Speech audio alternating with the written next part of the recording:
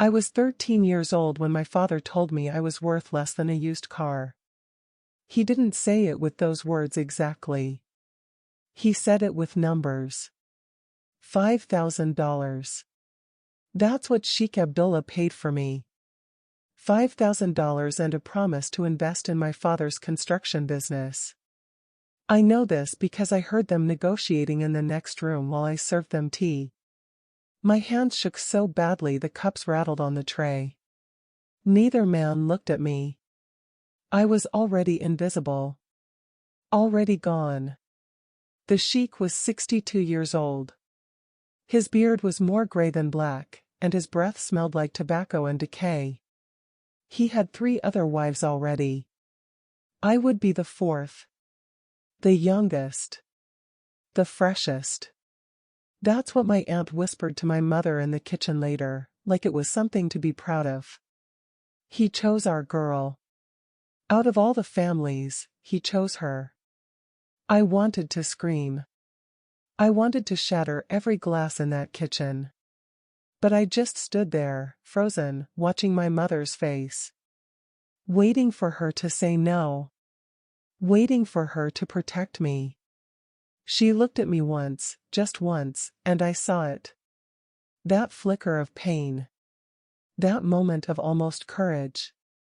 Then she looked away and started preparing more tea. Because this was our way. This was survival. This was what women do. But let me take you back. Because my childhood ended long before that day. It had been dying slowly for years, piece by piece, like watching a flower wilt in the desert sun. I grew up in a small city in Pakistan, in a house that smelled like cardboard spices and my mother's jasmine perfume. We weren't poor, but we weren't rich either. My father owned a small construction business. We had enough. Enough food. Enough space. Enough shame to keep us all in line. When I was little, maybe 6 or 7, I didn't understand yet that I was different from my brothers. We all played together in the courtyard. I'd race them, climb trees, laugh until my stomach hurt. My father even smiled at me sometimes. Not often. But sometimes. Then I turned 9, and everything started changing. My brothers kept playing outside. I was called inside. My brothers started school, learning English and mathematics. I was taught to cook and clean. My brothers wore whatever they wanted. I was wrapped in longer and longer scarves until every inch of me was hidden. My mother would adjust my hijab in the morning, pulling it tight around my face, and I could see it in her eyes. Sadness. Resignation. Preparation. She was training me for my future. For my cage. Why do Kareem and Ahmed get to go outside? I asked her once. I was maybe 11. Still naive enough to think questions were allowed. She looked at me with those tired, ancient eyes. My mother was only 34, but she looked 50. Because they are boys, Binti. Allah made them different. They have freedom. We have protection. Protection from what? I pushed back, confused. From ourselves, she whispered. From shame. From sin. From the world. Then she pulled my hijab tighter, like she was trying to protect me from the air itself. Your body is changing, Maryam. You're not a child anymore. You're becoming a woman. And that means danger. I didn't understand. Not then. But I felt it. That shift. That invisible mark being burned into my skin, less than. Property. Dangerous. The day I got my first period, everything changed completely. Shattered. Imploded. I was 12 years old. I woke up to blood on my sheets and thought I was dying. I ran to my mother, terrified, crying. She looked at the sheets and her face went cold. Not worried. Not comforting. Cold. You're a woman now, she said flatly. Which means you're a responsibility. A burden. And a risk. She didn't hug me. She didn't explain what was happening to my body. She just gave me rags to use and told me I was unclean. Haram. Untouchable. I couldn't pray. I couldn't touch the Quran. I couldn't even sit on the good furniture. For 1 week every month, I was filthy. Shameful. Exiled to the back room like a leper. But worse than that, worse than the cramps and the shame and the isolation, was what happened at dinner that night. My father looked at me across the table, and for the first time in my life, I saw disgust in his eyes. Not anger. Disgust. Like I had betrayed him by growing up. By becoming a woman. She needs to be married, he said to my mother. Not to me. About me. Like I wasn't even there. Before something happens. Before she brings shame on this family. My mother nodded. She didn't argue. She didn't defend me. She just nodded and served him more rice. I sat there, 12 years old, blood-stained rags between my legs, and I realized something that would haunt me for years. I was not a daughter. I was a problem that needed to be solved. A ticking time bomb of potential shame. A commodity with an expiration date. And my father was already shopping for a buyer. The next year was slow torture. Every day, I felt the walls closing in. I wasn't allowed to go to school anymore. Why waste money educating a girl, my father said. She's just going to belong to her husband anyway. I watched my brothers leave for school every morning, backpacks on their shoulders, freedom in their steps. And I stood at the window, hidden behind the curtain, and I counted the bars. 7 bars on the window.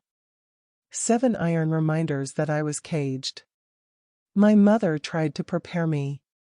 In her own broken way. Marriage isn't about love, Maryam, she told me while teaching me to roll perfect rotis. It's about duty. About survival. About giving your husband sons and keeping your mouth shut. She paused, flour on her hands, sadness in her voice.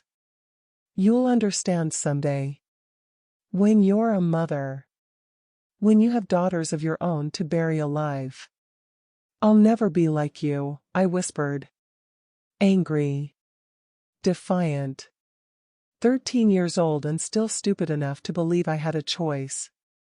She slapped me. Hard. Across the face. The flour from her hand left a white mark on my cheek like a ghost. You think you're special? She hissed. You think you're different? We all said that. Every woman in this family. Every girl in this country. We all thought we'd escape. We all thought we'd be different. Her eyes filled with tears, but her voice stayed hard. But we're not. We're women. And this is our fate. That night, I lay in my bed, the same bed I'd had since childhood, the one with the faded pink blanket I'd loved as a little girl, and I felt something inside me die. Not all at once. Just a small piece. Like a candle going out. I was 13 years old. And I was already grieving the life I'd never get to live.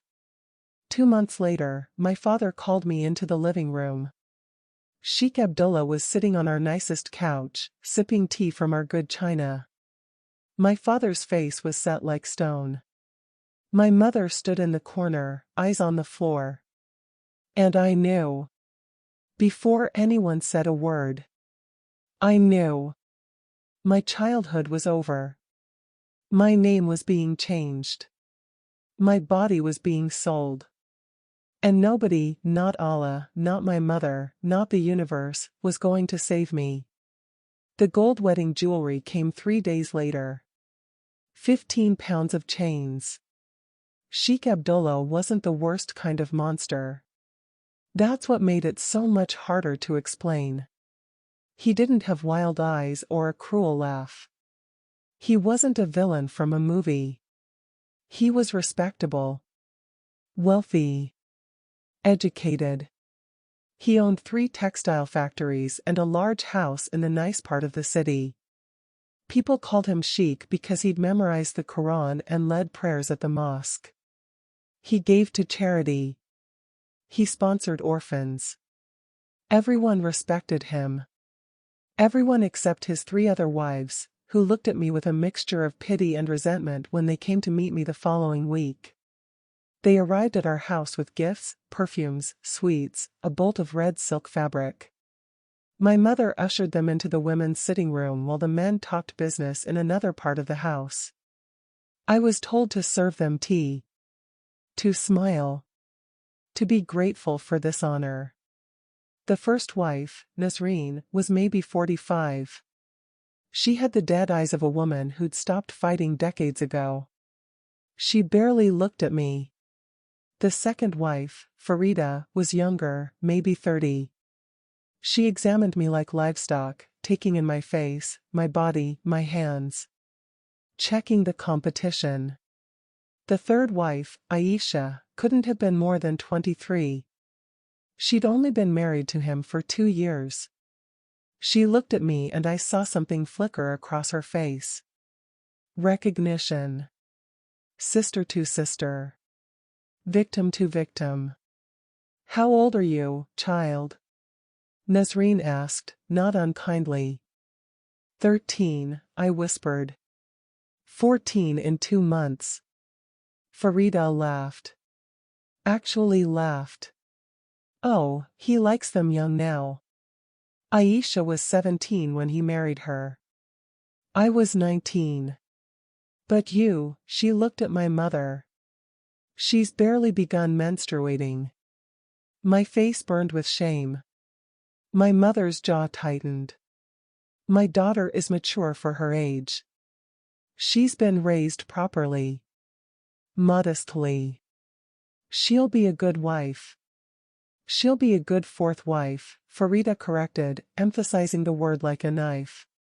Which means she'll get 1 night a week, if that. She'll get the smallest room. The least attention. The scraps. That's enough, Nasreen cut in quietly. But she didn't disagree. Aisha reached out and touched my hand. Just briefly. Just for a second. And she whispered so quietly only I could hear, "I'm sorry." That's when I knew. This wasn't going to be a marriage. This was going to be a burial. After they left, my mother found me crying in the bathroom. I thought she might comfort me. Instead, she gripped my shoulders hard enough to bruise. "Stop this," she hissed. "Stop. You think crying will change anything? You think your tears matter? They don't. You are 13 years old, Maryam. You are nothing. You have no power. No choice. No voice. So dry your face, accept your fate, and be grateful you're marrying a wealthy man instead of some poor laborer who'd work you to death." "I don't want to marry anyone," I sobbed. "I'm a child. I want to go to school. I want to." Her hand came so fast I didn't see it. The slap echoed in the small bathroom. My cheek exploded with pain. "What you want," she said through clenched teeth, "doesn't matter. What matters is family honor. What matters is that your father made an agreement. What matters is that you don't shame us." Her voice dropped to something terrifying. Something cold. "Because if you do, if you fight this, if you run, if you dare to dishonor this family, your brothers will handle it." Do you understand what I'm saying? I understood. I'd heard the stories. The girl 3 streets over who fell in love with a boy from school. Her brother found out. They found her body in the river. Suicide, they called it. But everyone knew. Everyone always knew. Honor killing. That's the polite term. The real term is murder. Execution. Erasure. My mother let go of my shoulders and straightened her scarf. The wedding is in 6 weeks. We'll begin preparations tomorrow. She turned to leave, then paused. For just a moment, I saw something crack in her face. Something almost human. I survived this, she whispered. You will too. You'll have children. You'll find small joys. You'll learn to make yourself invisible enough that it doesn't hurt so much. Then the crack sealed over. Now wash your face. Your father wants you to start learning Sheikh Abdullah's favorite meals. That night, I prayed for the first time with real desperation. I spread my prayer mat facing Mecca. I performed my ablutions perfectly, every drop of water in the right place, every movement precise. I prostrated myself. And I begged. Allah, please. Please don't make me do this. I'm just a child. I don't want to be a wife. I don't want to belong to that old man. Please, Allah. Send an earthquake. Send a flood. Send something. Strike him dead. Strike me dead. Just don't make me do this. Silence. The ceiling didn't crack open. No voice thundered from heaven. No miracle came. I prayed again the next night. And the next. And the next. 5 times a day, every day, for 6 weeks. I begged Allah for mercy. For intervention. For death. For anything. Nothing. He was silent. As silent as my mother. As silent as every woman in my family who'd learned that begging was useless. That our prayers as women were worth half as much as men's prayers anyway. That we were created from a crooked rib and destined to be deficient in intelligence and faith. That paradise was beneath our husbands' feet, not our own. The wedding preparations began. They were elaborate, expensive, humiliating. My female relatives descended on our house like a swarm of bees, buzzing with excitement over my sacrifice. They measured me for the wedding dress.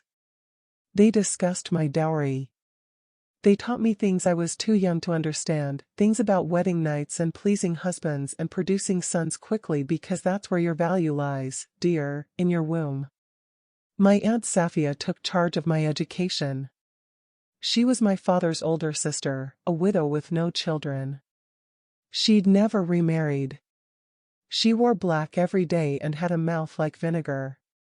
Your job, she told me coldly while applying henna to my hands 3 days before the wedding, is to be quiet, obedient, and fertile. Sheikh Abdullah is a good man. He's giving your father business opportunities. He's raising your family's status. You should be grateful. I'm 13, I whispered, watching the henna stain my skin like blood. I'm scared. Every bride is scared. That's normal. She didn't look up from her work. The first time will hurt. The second time will hurt less. By the 10th time, you'll stop counting. By the 100th, you'll stop feeling. I stared at her. Stop feeling? That's the secret, child. She finally met my eyes. And they were empty. Completely empty. You learn to leave your body. To float somewhere else while he does what he needs to do. Some women pray. Some women count ceiling cracks. I used to recite recipes in my head. Biryani. Korma. Halim. ingredient by ingredient, step by step, until it was over. I wanted to vomit. "That's not marriage," I choked out. That's survival," she snapped. "And it's all we get. So grow up. Fast." The henna ceremony was the next day. Dozens of women, cousins, neighbors, family friends, crowded into our house. They sang traditional songs about marriage and fertility and wifely duty. They painted elaborate designs on my hands and feet, swirls and flowers and symbols that were supposed to represent joy, prosperity, love. I felt like a sacrifice being decorated for slaughter. The women ululated, that high-pitched, warbling sound that's supposed to signify celebration. It sounded like screaming to me. Like every woman in that room was screaming silently through their smiles. Aisha, the third wife, sat beside me during the ceremony. She leaned close while the other women were distracted, and whispered, "Don't fight him. It only makes it worse. Just disappear inside yourself. Go somewhere else in your mind. It's the only way." "Is that what you do?" I asked quietly. She smiled. It didn't reach her eyes. Every night. The wedding dress arrived 2 days before the ceremony. It was red and gold, encrusted with pearls and embroidery and crystals. It weighed 15 pounds. My mother and aunts laced me into it for the fitting, pulling the corset so tight I couldn't breathe. I looked at myself in the mirror and didn't recognize the girl staring back. She looked like a doll. A decorated corpse. A child playing dress-up in her own funeral. "Beautiful," my mother murmured, tears in her eyes. But they weren't happy tears. They were grief. She was burying her daughter while I was still breathing. That night, 2 nights before my wedding, I sat in my childhood bedroom for the last time. The pink blanket. The stuffed rabbit I'd had since I was 5. The drawings I'd made in primary school, still taped to the wall. All these pieces of a little girl who'd never gotten to grow up on her own terms. I pulled out the small knife I used for cutting fruit. I stared at my wrists. At the veins beneath the skin. Blue and fragile. It would be so easy. So quick. No wedding. No Sheikh Abdullah. No life as wife number 4. Just silence. Peace. Freedom. I pressed the blade against my skin. Hard enough to hurt. Not hard enough to break. And I heard my mother's voice in my head, "If you dishonor this family, your brothers will handle it." If I killed myself, I'd bring shame on my entire family.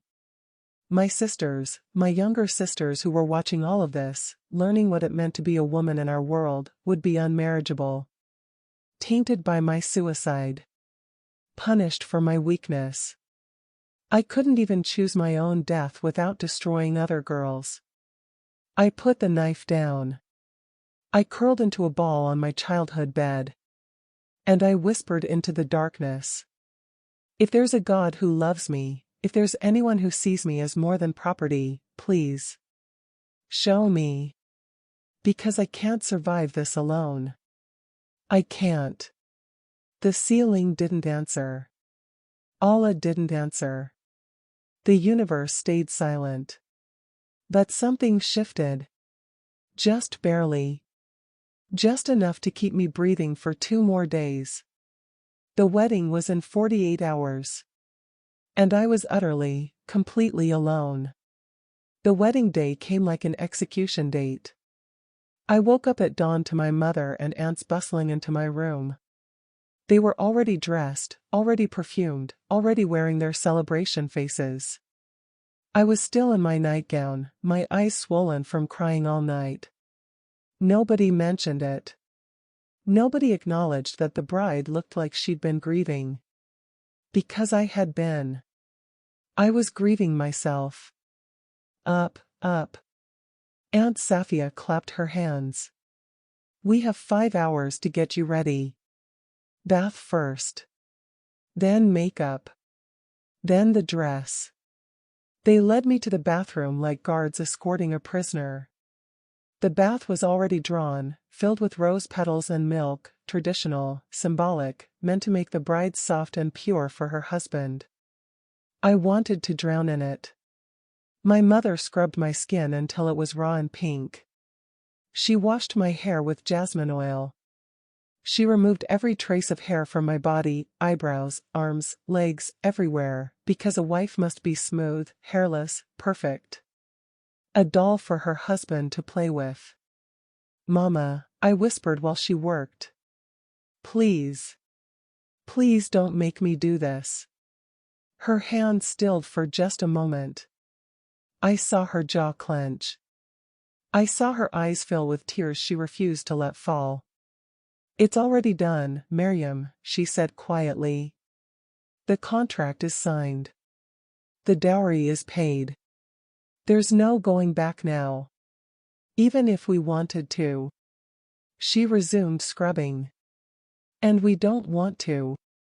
Your father would kill us both. Then let him kill me, I sobbed. I'd rather die than. Her hand clamped over my mouth. Hard.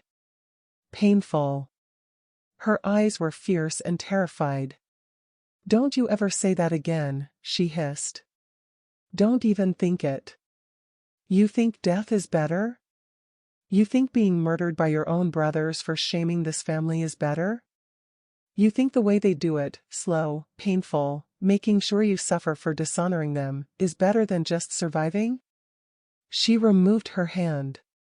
I gasped for air. You'll live, she said flatly. Because that's what women do. We live. We endure. We smile. We produce children.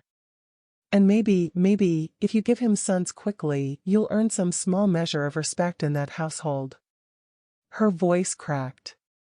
It's not the life you wanted. It wasn't the life I wanted either. But it's the life we get. She left me alone in the bath after that. I sank down until the water covered my face, rose petals floating around me like funeral flowers. I held my breath. Counted. 10 seconds. 20. 30. How long would it take? How long until this ended? My lungs screamed. My body jerked. Survival instinct forced me up, gasping and coughing. Even my own body betrayed me. It refused to let me escape. The makeup took 2 hours. They painted my face like a mask, thick foundation, heavy eyeliner, red lips, gold eyeshadow. They lined my eyes with kohl until I looked like someone else entirely. They threaded my eyebrows into perfect arches. They glued false eyelashes onto my lids. They painted henna designs up my arms. I looked in the mirror and saw a stranger.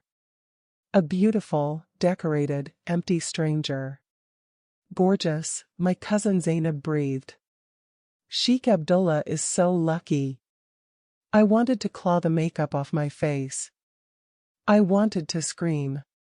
But I just sat there, frozen, while they worked on me like I was a mannequin. Then came the dress. The 15-pound red and gold prison. They laced me in so tight I couldn't breathe properly. They pinned the heavy dupatta to my head, layers and layers of embroidered fabric that covered my hair, my shoulders, my chest. They hung the wedding jewelry on me, thick gold necklaces, chandelier earrings, bangles that covered my forearms, a nose ring connected by a chain to my ear, a headpiece that pulled at my scalp. I could barely move. Barely breathe. Barely exist beneath the weight of it all. Perfect, Aunt Safia declared. Absolutely perfect. Sheikh Abdullah will be very pleased. They led me downstairs to the women's section of our house, where I was supposed to sit on a decorated stage while female guests came to congratulate me.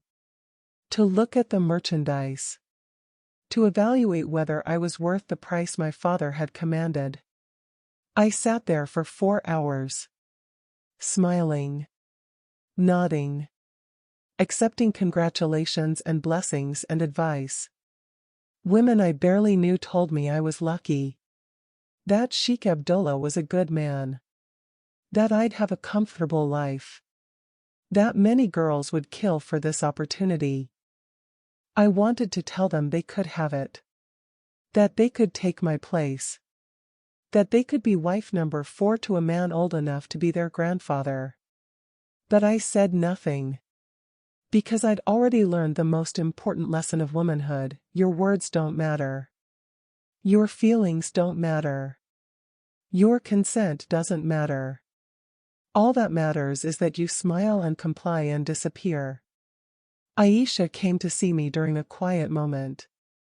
She sat beside me on the stage, careful not to wrinkle her own expensive sari. She took my hennaed hand in hers. "Tonight," she whispered, "he'll come to your room. He'll expect certain things.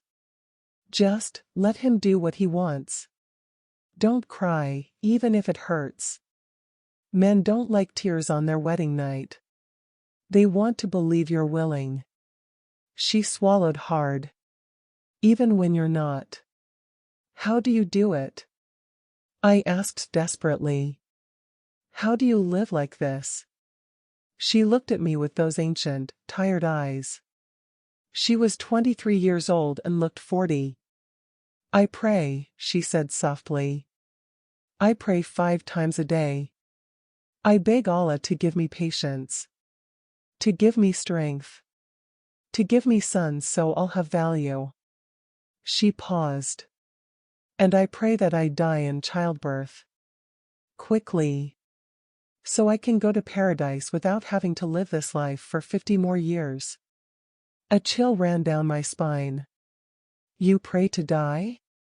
"Every woman in that house does," she said matter-of-factly. "Nasreen tried to kill herself twice. Farida takes pills to help her sleep so much she barely wakes up. And me," her voice broke, "I pray. Because it's all I have left." Then the call came. It was time. The men's section had finished their ceremony. Sheikh Abdullah had signed the nikah papers. I'd become his wife without even being present for my own wedding contract. Because women don't need to be there. Our fathers sign for us. Our ownership just transfers from one man to another. They led me out to the decorated car, covered in flowers and ribbons, a parade float for my imprisonment. People lined the streets, celebrating, taking photos, throwing rose petals. They were celebrating my death and calling it a wedding. I looked back at my childhood home one last time. My mother stood in the doorway, her face stony and dry. She didn't wave. She didn't cry. She just watched me leave the way you watch a funeral procession. My younger sisters stood beside her, Aisha, 10 years old, and little Fatima, only 7. They were crying. They didn't understand yet. But they would. In 3 years, maybe 4, they'd be standing where I was. Wearing the heavy dress. Smiling the dead smile. Becoming property. The realization hit me like a punch: this cycle never ended. My mother had lived it. I was living it. My sisters would live it. Their daughters would live it. Generation after generation of women buried alive in the name of tradition, honor, family, faith. We arrived at Sheikh Abdullah's house, a massive compound with high walls and iron gates. His prison was much nicer than my father's prison. But it was still a prison. The female servants led me to my room. It was small, simply furnished, with a double bed covered in rose petals. The other wives had gotten bigger rooms, better furniture, windows that actually opened. I got the leftover space. The fourth wife's quarters. They left me there to wait. Alone. Still in the suffocating dress and jewelry. Still painted like a doll.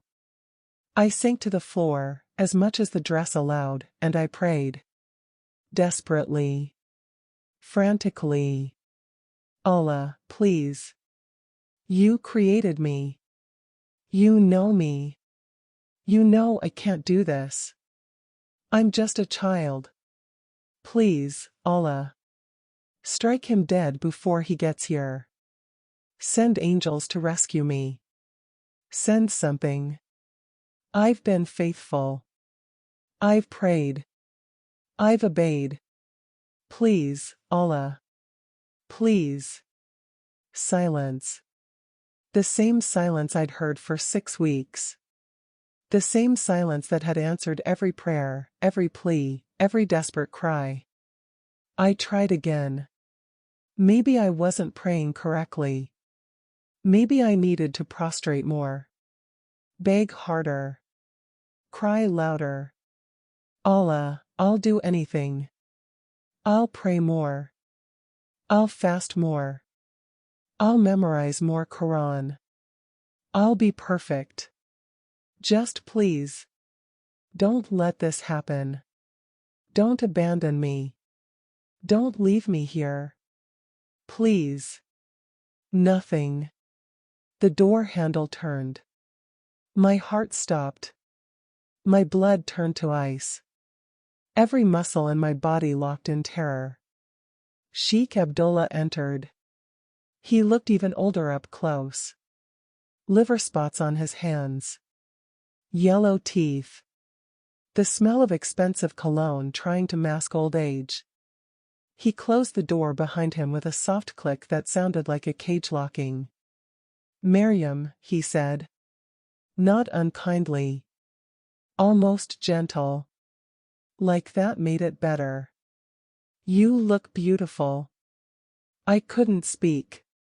Couldn't move. Couldn't breathe.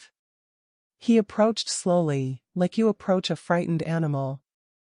Are you afraid? I managed a tiny nod. That's normal, he said, sitting on the bed. All my wives were afraid on their wedding night. But I'm not a cruel man. I'll be gentle. He held out his hand. Come here. I couldn't make my legs work. They were frozen. Every instinct screamed run. But where? The door was locked. The windows were barred. The compound walls were 12 feet high. There was nowhere to go. Maryam, he said again, firmer now. Come here. Don't make this difficult. I crossed the room like a ghost. Like I was already dead and just moving through the motions. He pulled me onto the bed. Started removing my jewelry. My headpiece. My dupatta. His hands on my arms, my shoulders, my face. And I did what Aunt Safia taught me. What Aisha advised. What every woman in my family had learned to do. I left. Not my body, that stayed there, on that bed, in that room, with that old man. But me. The real me. The 13-year-old girl who still believed in fairness and kindness and love. She floated up to the ceiling and watched from above. She watched while he hurt her body. She watched while tears ran down her painted cheeks. She watched while everything she was died. And she prayed one more time, to the silent Allah who'd never answered. Why did you make me a woman? Why did you curse me with this body, this face, this fate? What did I do to deserve this? What sin did I commit that you punish me like this? The ceiling didn't answer. Allah didn't answer.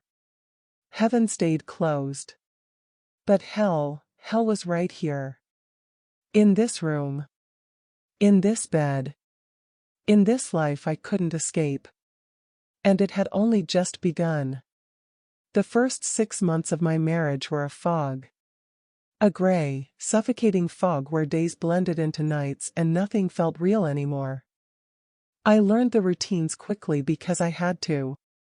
Wake before dawn. Pray. Prepare breakfast for the household. Clean my assigned rooms, the kitchen, the downstairs bathroom, the courtyard. Lunch. More cleaning. Dinner. Wait. Wait to see if Sheikh Abdullah would come to my room that night or choose one of the other wives. Pray it wouldn't be me. Hate myself for feeling relief when it wasn't. Sleep. Repeat. The other wives tolerated me, barely. Nazreen, the first wife, mostly ignored me. I was beneath her notice, just another girl who'd eventually fade into the same exhausted silence she lived in. Farida, the second wife, was cruel in small ways. Forgot to tell me about household rules so I'd get in trouble. Made snide comments about my age, my inexperience, my uselessness. But Aisha, the third wife, closest to me in age, she was different. She became my only friend in that house. My only human connection.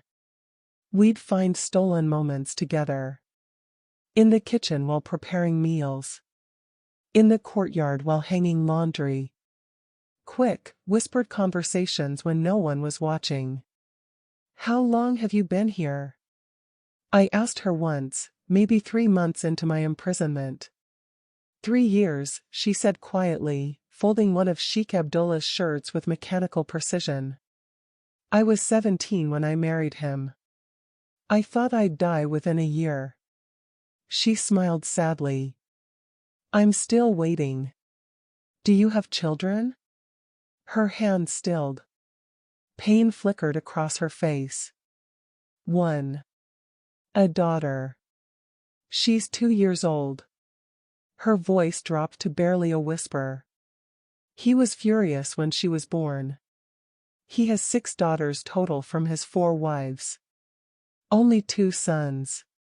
We're failures, you see. Defective.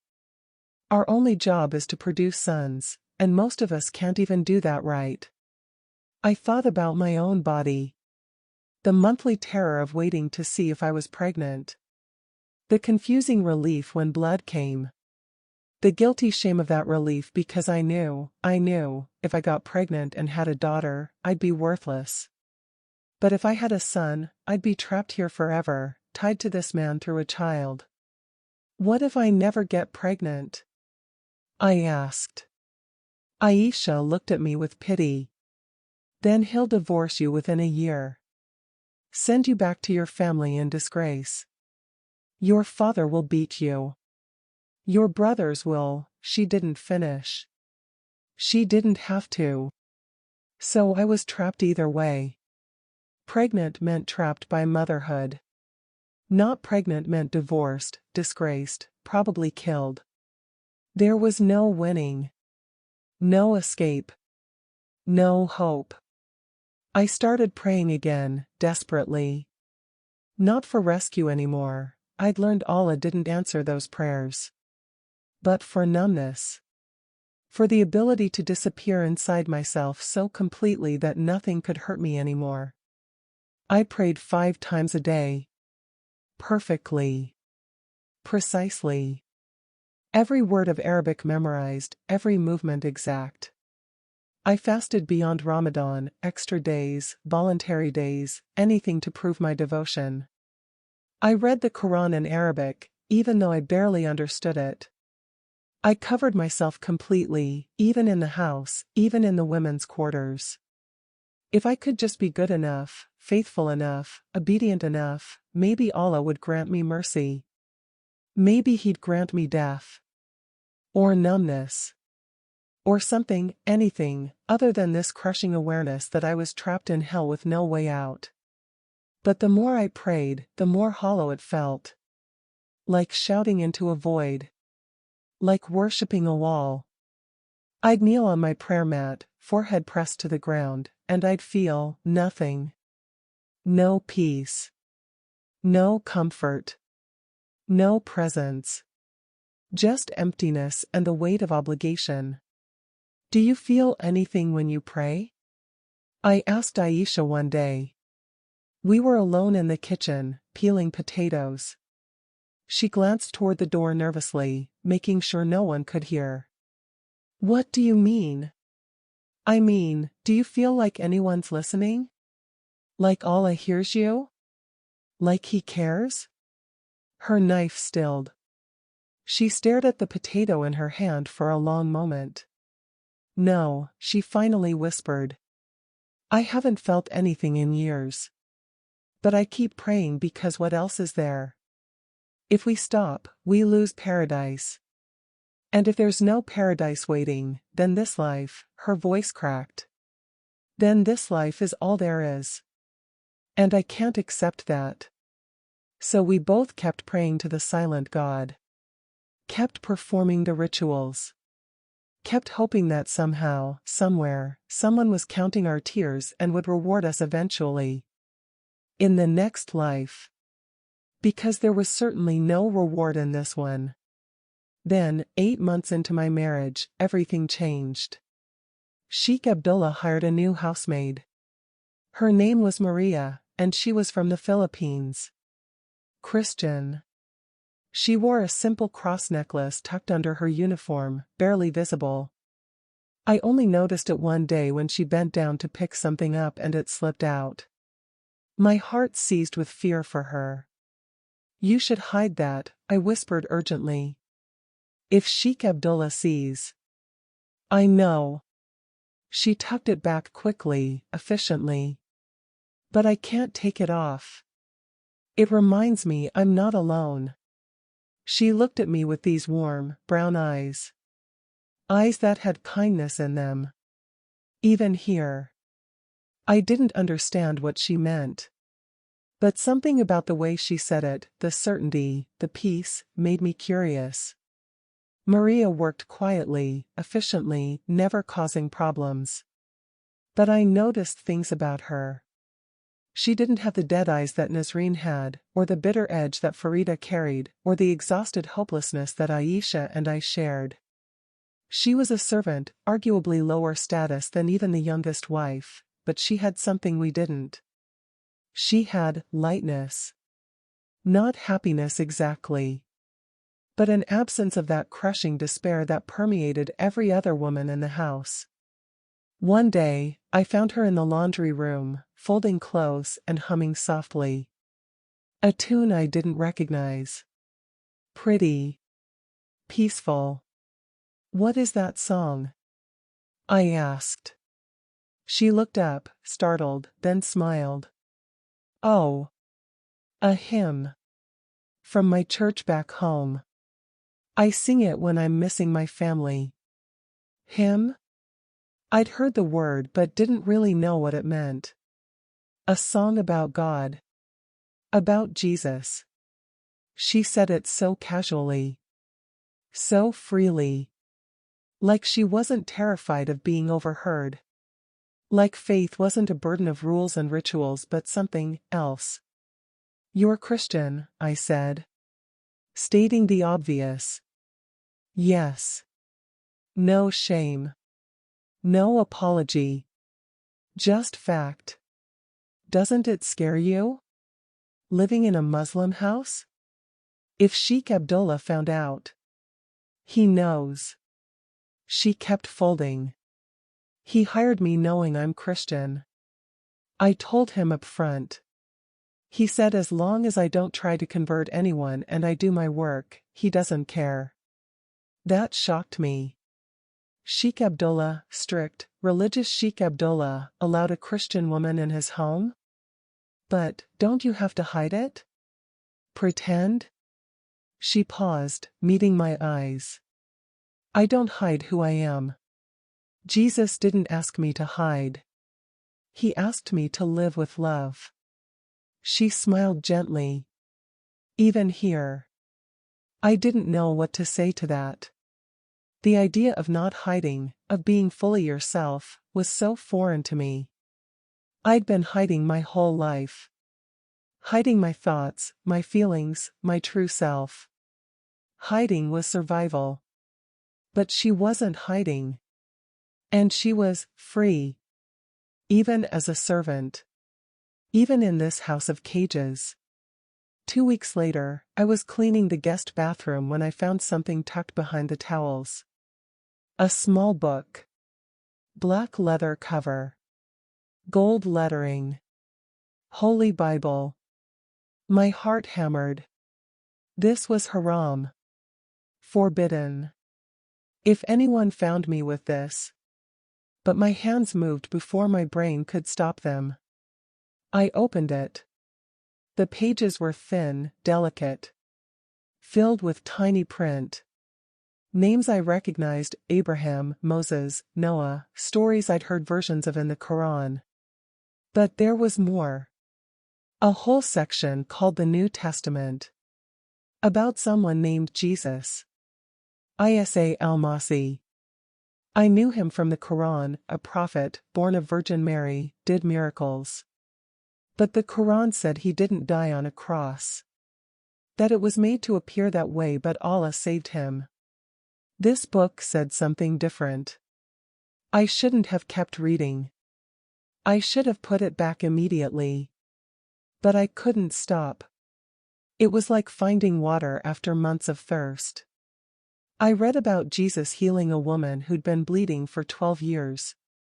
A woman considered unclean. Untouchable. And he called her daughter. Healed her. Praised her faith. I read about Jesus stopping the stoning of a woman caught in adultery. The men wanted to kill her. But Jesus protected her. Let him who is without sin cast the first stone. And they all left. Then he looked at her. This woman society said deserved death, and he said, "Neither do I condemn you. Go and sin no more." I read about Mary Magdalene. A woman with a past. A woman others judged. But Jesus appeared to her first after his resurrection. Trusted her with the most important message in history. Sent her to tell the disciples. Women. He cared about women. Not as property. Not as half-humans. Not as deficient in faith and intelligence. As people. As daughters. As worthy of love and healing and purpose. I sat on the bathroom floor, Bible in my shaking hands, tears streaming down my face. This Jesus, he saw women. He valued women. He touched the untouchable. He defended the condemned. He elevated the oppressed. Where was this God when I was praying? Where was this Jesus when I was begging Allah for help? I heard footsteps. Panic seized me. I shoved the Bible back behind the towels and rushed out of the bathroom, my heart pounding. That night, lying in my bed, I couldn't stop thinking about those stories. About the way Jesus spoke to women. Looked at women. Protected women. The next day, I found Maria alone in the kitchen garden. The Bible in the guest bathroom, I whispered. "Is it yours?" She looked at me carefully. Weighing whether to trust me. "Yes." "Why did you leave it there?" "It's dangerous." "I didn't leave it there on purpose." She paused. "I was reading it during my break. Sheikh Abdullah came home early. I hid it quickly and forgot to retrieve it." She studied my face. "Did you read it?" I nodded, unable to speak. "And?" she asked gently. "I don't understand," I choked out. "You're Jesus, he's so different. Kind to women. But I was taught he's just a prophet. That Muhammad is the final messenger. That Islam is the truth." Maria touched my hand briefly. "Maryam, I can't tell you what to believe. That's between you and God. But I can tell you this, Jesus sees you. Not as a wife. Not as property. Not as a burden. As his beloved daughter. And he's been calling your name. Calling my name? I shook my head. I've been praying to Allah for months. Years. He never answered. Maybe, she said softly, you were praying to the wrong name. Those words haunted me for weeks. I started sneaking the Bible whenever I could. Reading in hidden moments. Bathroom breaks. Middle of the night when everyone slept. Early morning before dawn prayers. I read about the Samaritan woman at the well, a woman with 5 husbands, living with a man she wasn't married to. Society rejected her. But Jesus asked her for water. Spoke to her. Revealed his identity to her. Made her the first evangelist to her city. I read Galatians 3 verse 28, there is neither Jew nor Greek, slave nor free, male nor female, for you are all one in Christ Jesus. No male or female. Equal. One. My whole life I'd been taught I was less than. Worth half. Deficient. Cursed. But this book, this Jesus, said something completely different. One night, alone in my room, I tried something terrifying. I didn't face Mecca. I didn't perform ablutions. I didn't recite Arabic prayers I'd memorized. I just talked. Jesus, I whispered into the darkness. I don't know if you're real. I don't know if you can hear me. I was taught you're just a prophet. That praying to you is shirk, the unforgivable sin. But I'm desperate. I'm dying here. Allah won't answer. He doesn't care about me. If you're real, if you really love women the way that book says, please. Please show me. Because I can't survive this much longer. I need someone to see me. To care. To save me. And then I waited. Expecting nothing. Expecting the same silence I'd gotten from Allah. But this time, something was different. I felt it. Warmth. Presence. Like someone entered the room even though I was alone. Like invisible arms wrapped around me. Like a voice without words whispered directly to my shattered heart. I see you, daughter. I've always seen you. And I'm here. I collapsed onto the floor, sobbing uncontrollably. Not from fear. Not from pain. But from relief. From the overwhelming realization that I wasn't alone. That someone finally heard me. For the first time in 14 years of life, I felt loved. And I knew everything was about to change. I couldn't sleep after that night. Not from fear, but from something else entirely. Anticipation. Hope. Terrifying, dangerous hope. For 2 weeks, I kept sneaking the Bible. Reading late into the night under my blanket with a tiny flashlight. Absorbing every word about Jesus like I was starving, and this was the first real food I'd ever tasted. I read about him healing the woman with the issue of blood, 12 years of being unclean, untouchable, expelled from society. And Jesus didn't just heal her body. He called her daughter. Restored her dignity. Made her whole. I read about the woman caught in adultery, dragged before a crowd who wanted to stone her to death. And Jesus, instead of condemning her like she deserved according to the law, defended her. Protected her. Gave her a second chance. I read about Mary and Martha, women he loved, women he visited, women whose company he enjoyed. Not as servants. As friends. Every story shattered something inside me. All the lies I'd been taught. All the shame I'd carried. All the belief that I was less than, deficient, cursed by being born female. Jesus saw women differently. He saw me differently. But I was terrified. Because what I was doing, reading this Bible, praying to Jesus, questioning Islam, this was apostasy. This was punishable by death. If Sheikh Abdullah found out, if anyone found out, my family would be obligated to kill me. My own brothers would do it. For honor. For Allah. For family reputation. I was playing with fire. And I knew it. But I couldn't stop. Because for the first time in my life, I felt seen. Known. Loved. Not for what I could do or produce or provide. But just for existing. Just for being me. 3 weeks after I first prayed to Jesus, everything came to a head. It was late at night. Maybe 2 in the morning. Sheikh Abdullah had come to my room earlier that evening. It had been worse than usual. Rougher. More painful. He'd been angry about something, a business deal gone wrong, and he'd taken it out on my body. After he left, I lay there in the dark, bruised and bleeding and broken. Again. Always again.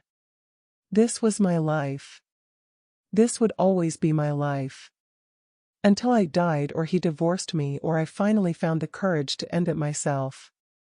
I was so tired. Tired of hurting. Tired of hiding. Tired of surviving without actually living. Jesus, I whispered into the darkness, tears streaming down my face. If you're real, if you really see me, I need you. Now. I can't do this anymore. I can't live like this. I'm 14 years old and I'm already dead inside. If you love me the way that book says, please. Show me. Save me.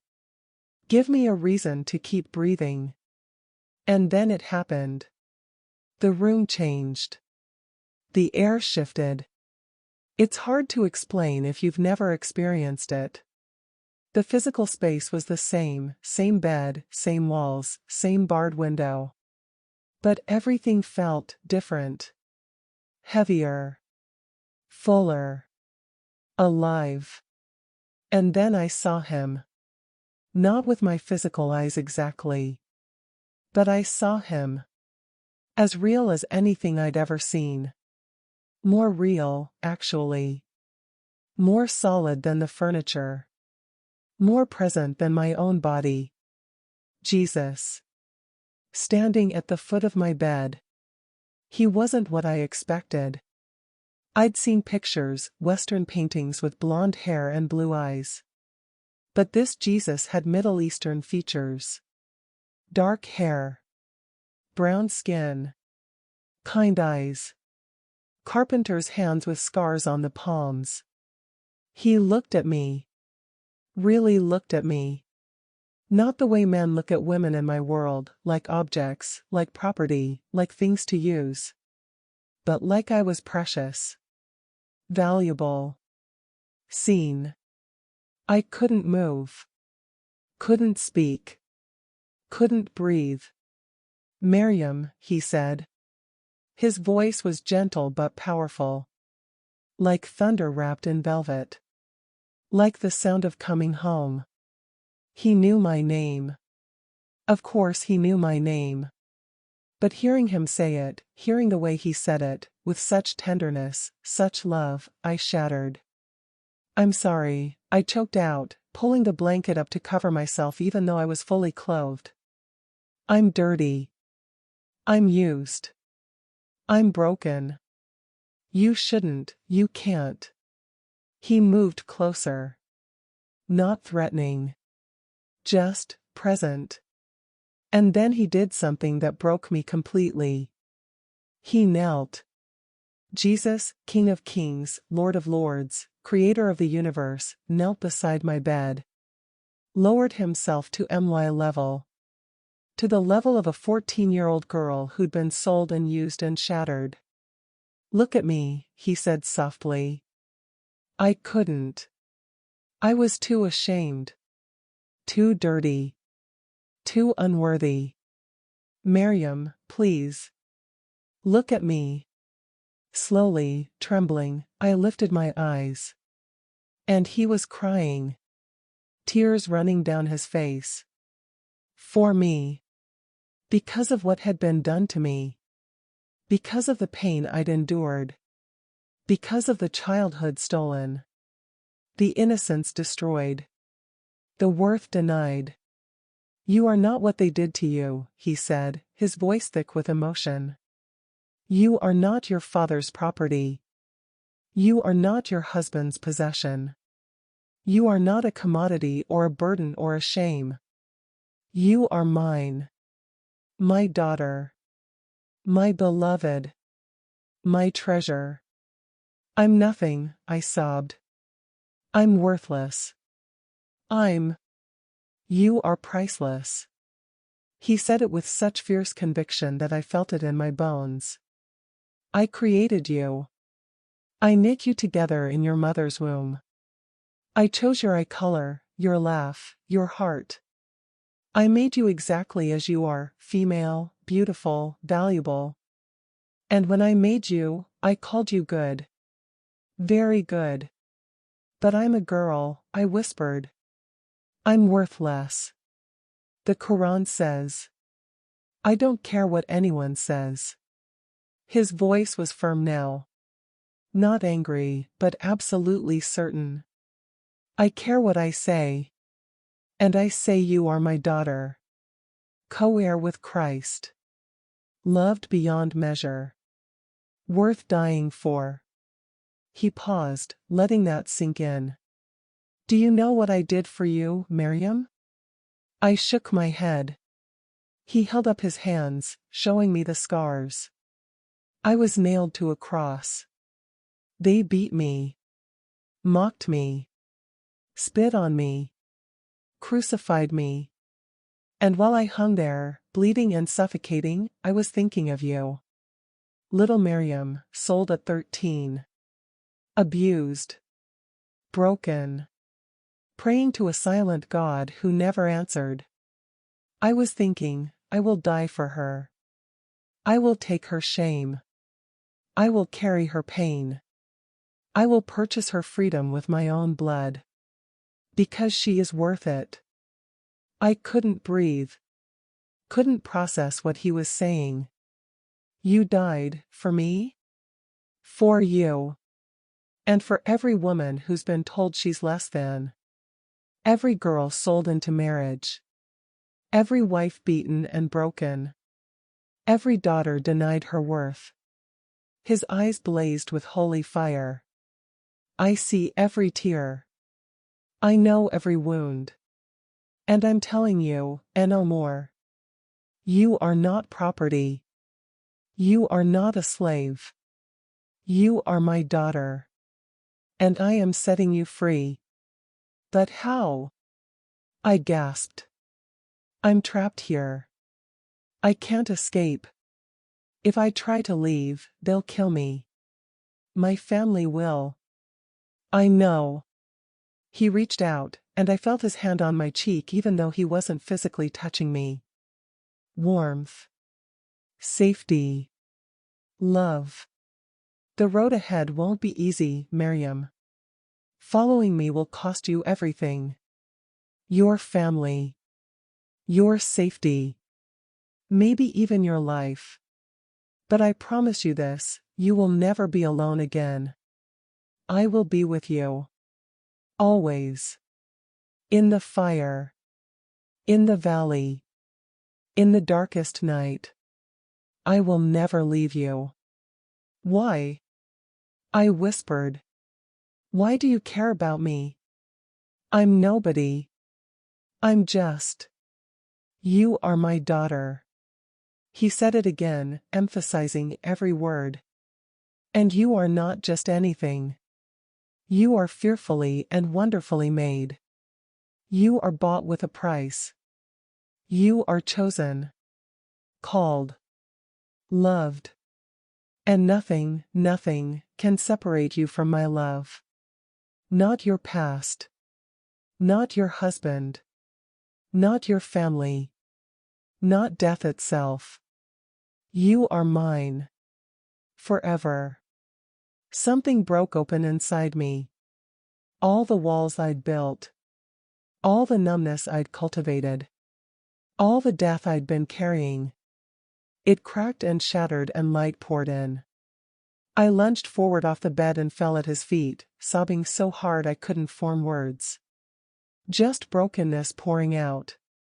14 years of pain and shame and worthlessness flooding out in a torrent of tears. And he let me. He didn't rush me or shush me or tell me to be quiet. He just knelt there with me, his hand on my head, letting me grieve. Letting me release. Letting me be human. I'm so tired, I finally gasped. I'm so tired of being hurt. Of being used. Of being nothing. Then rest, he whispered. Rest in me.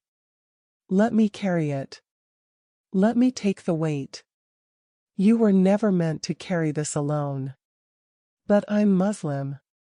I was taught you're just a prophet. That worshipping you is shirk. That I'll go to hell if. Maryam. He lifted my chin so I was looking at him again. I am the way, the truth, and the life. No one comes to the Father except through me. Not through rules. Not through rituals.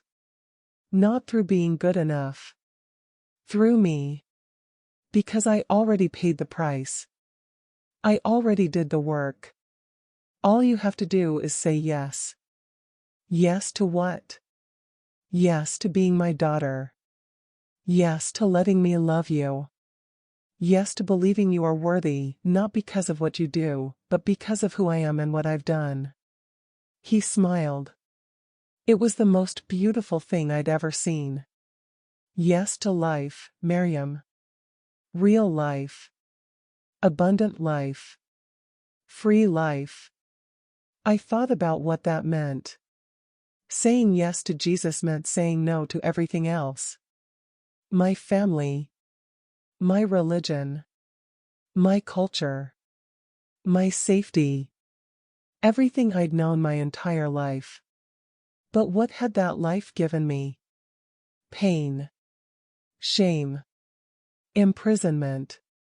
Silence. Death wearing a breathing body. Jesus was offering something different. He was offering worth. Identity. Love. Freedom. It would cost me everything. But wasn't I already paying that price? Wasn't I already in hell? At least with Jesus, I wouldn't be alone in it. Yes, I whispered. Then louder, stronger, yes. I want to be your daughter. I want to know this love. I want to be free, even if it kills me.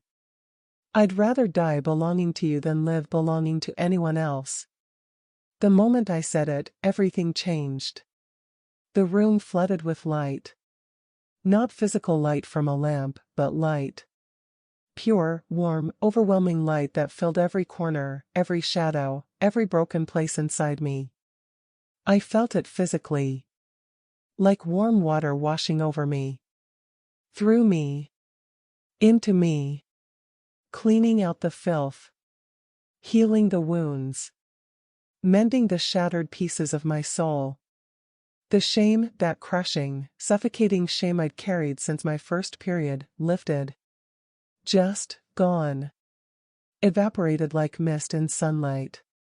The worthlessness, the belief that I was deficient, less than, cursed, shattered.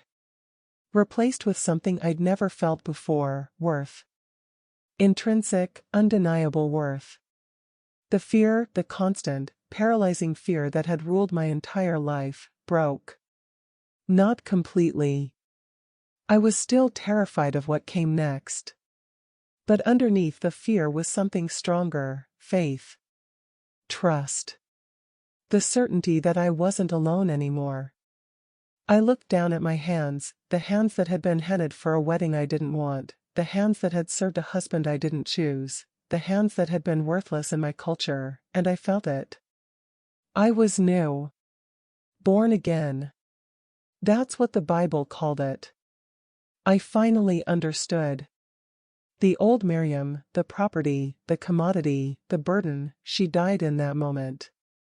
And a new Maryam, daughter, beloved, chosen, was born. I looked up at Jesus, tears of joy streaming down my face now instead of pain. Thank you, I breathed. Thank you. Thank you. Thank you. He smiled. Welcome home, daughter. You are mine. Forever. And I have plans for you. Plans to prosper you and not to harm you. Plans to give you hope and a future. This isn't the end of your story, Maryam. It's just the beginning. Then, as gently as he'd appeared, he faded. Not gone, I could still feel him, present, close, real, but no longer visible. I sat on the floor of my prison room, 2:47 a.m. according to the clock, and I felt something I'd never felt before in my entire life. Peace. Not because my circumstances changed. The bars were still on the window. Sheikh Abdullah was still asleep down the hall. I was still trapped in this house, this marriage, this life. But I was free. Free in my soul. Free in my spirit. Free in the knowledge that I was loved. Seen. Valued. Chosen. I was a daughter of the King. And nothing, not Sheikh Abdullah, not my father, not my culture, not death itself, could take that away. I opened the Bible to a random page, and my eyes fell on Isaiah 43. Fear not, for I have redeemed you, I have called you by name, you are mine.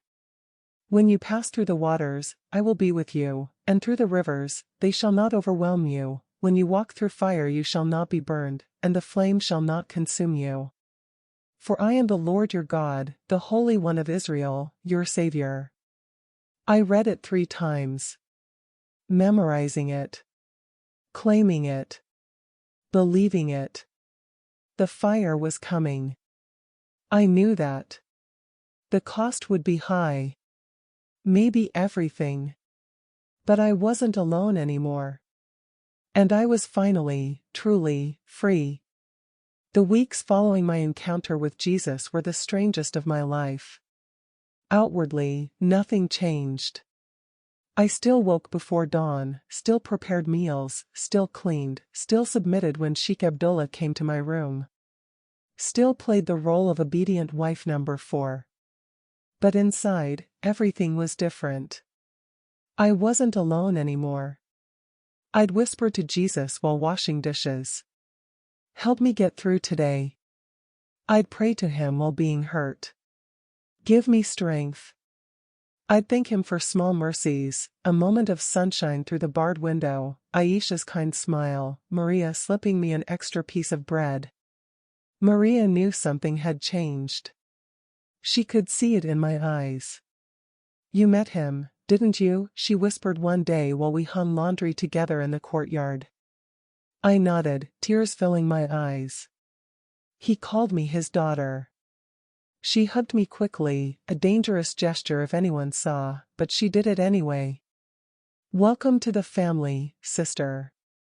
Then she pulled back, her face serious. But Maryam, you need to be careful. Very careful. What you're carrying now, this faith, it's the most dangerous thing in this house. I know, I whispered. I'm terrified. But I can't go back. I can't unknow what I know now. I can't unfeel being loved. I'm not asking you to go back. I'm asking you to be wise. Don't tell anyone else. Not yet. Not until. Until what? She hesitated. Until God makes a way for you to escape. Because Maryam, you can't stay here forever. Not now. Eventually, they'll find out. And when they do. She didn't have to finish. We both knew what happened to Muslim women who converted to Christianity. Honor killing. Swift. Brutal. Necessary to restore family honor. I nodded, swallowing my fear. How long do I have? I don't know. Could be months. Could be days. Just be ready. Keep praying. Keep listening. And when God says run, you run. Don't hesitate. Don't look back. I tried to be careful. I really did. I hid the Bible. I kept performing my Islamic prayers so no one would suspect. I wore my hijab. I lowered my gaze. I played the part. But something was leaking out. Some light that I couldn't quite contain. Aisha noticed first. "You're different," she said one evening while we prepared dinner. The other wives were in another part of the house. It was just us. "You're, I don't know, lighter." Like something lifted. My heart hammered. "I don't know what you mean." She studied me with those wise, ancient eyes. "Yes, you do.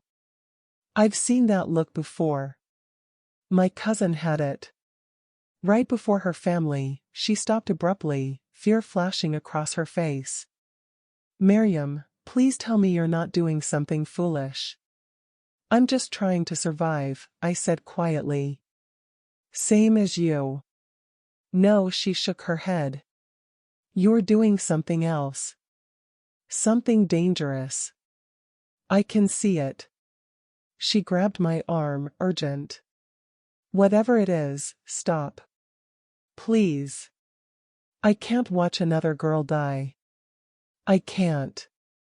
"What happened to your cousin?" I asked, even though I already knew. Tears filled her eyes. She was 19. She fell in love with a Christian boy. Started asking questions about his faith. Started reading their book. Her brothers found out. Her voice dropped to barely a whisper. They took her to the desert. They made the whole family watch. She couldn't continue. She just covered her mouth, shoulders shaking. I held her while she cried. And I realized this was my future. This was what awaited me if anyone found out. But I couldn't go back. I couldn't unlove Jesus. I couldn't unknow my worth. So I just prayed. "Jesus, if this is going to cost me my life, let it be worth it. Let my death mean something. Let someone see your love through it.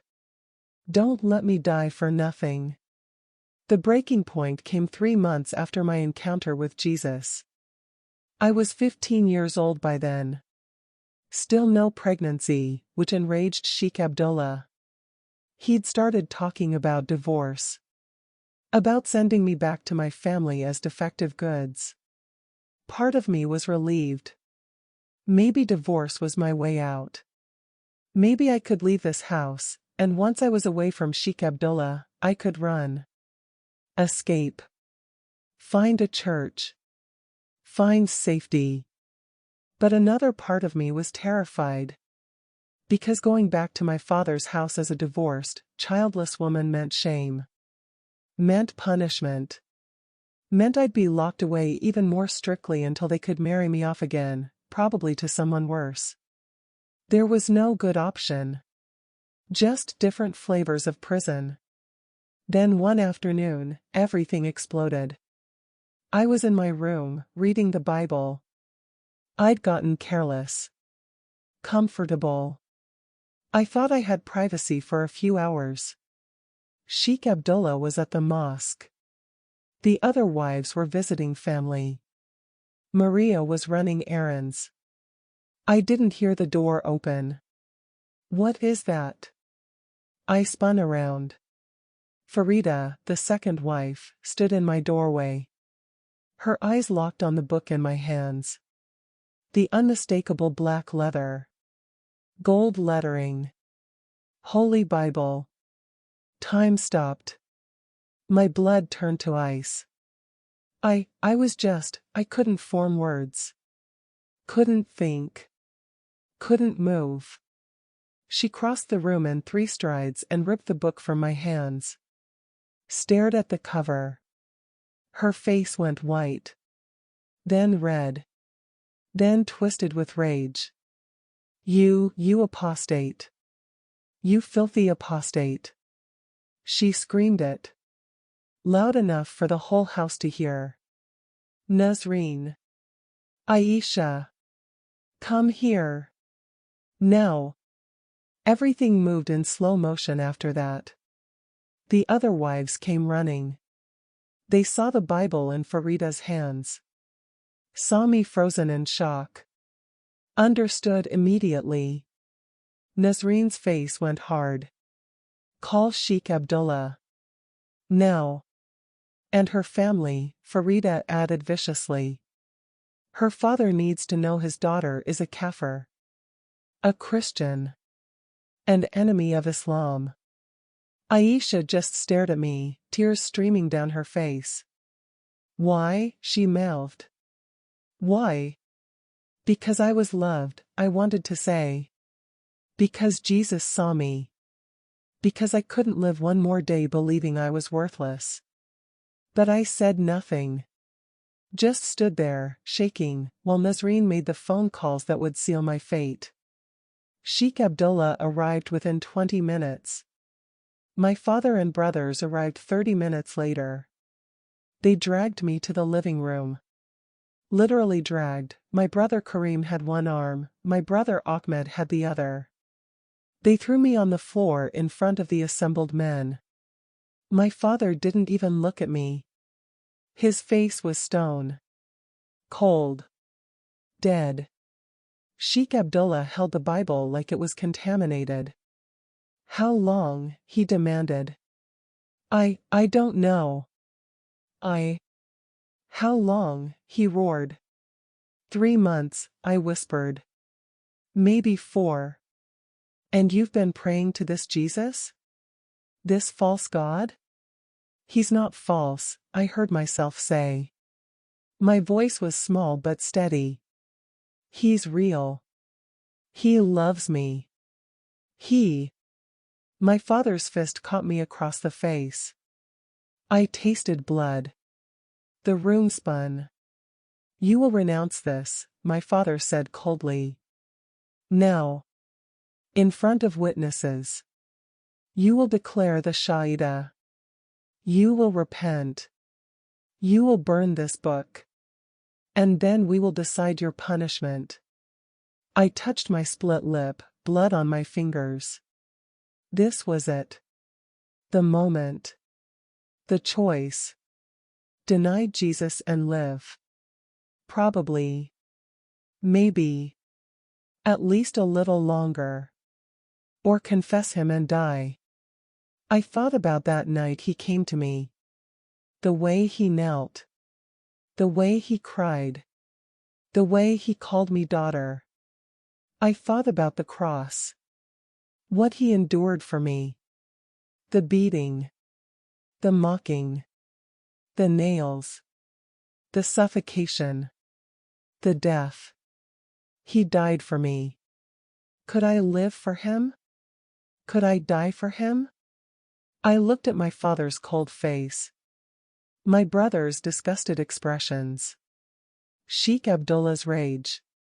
These men who'd controlled me, used me, broken me, sold me, imprisoned me. And I realized, I wasn't afraid of them anymore. They could take my life. But they couldn't take my soul. That belonged to Jesus now. No, I said clearly. The room went silent. What did you say? My father asked, his voice dangerously quiet. I stood up on shaking legs, blood dripping from my mouth. I said no. I won't renounce Jesus. He's not a false God. He's the God. He's the Son of God. He died for me. He loves me. He called me his daughter. And I belong to him. Not to you. Not to Sheikh Abdullah.